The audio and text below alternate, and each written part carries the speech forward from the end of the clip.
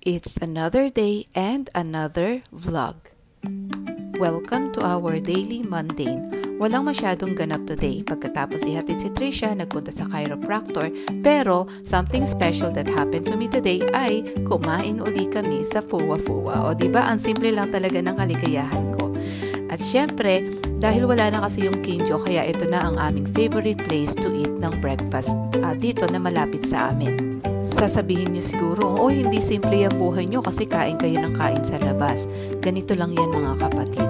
Dapat kasi kapag meron kayong gustong bagay, lalagyan nyo lang siya ng allotted budget. Yung pagkain namin sa labas, naka-budget talaga yan.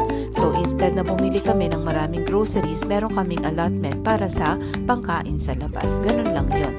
Hindi rin kami masyadong mabili ng mga gamit-gamit. So, kumbaga, it balances everything out. Nag-explain. No, naniniwala lang kasi ako na we afford what we choose to afford. Meron kami na wala kayo at meron din kayo na wala kami. Ganun lang yon. Ang mahalaga, we are true to our core. Ano yung nagpapasaya sa atin? Doon tayo. Diba?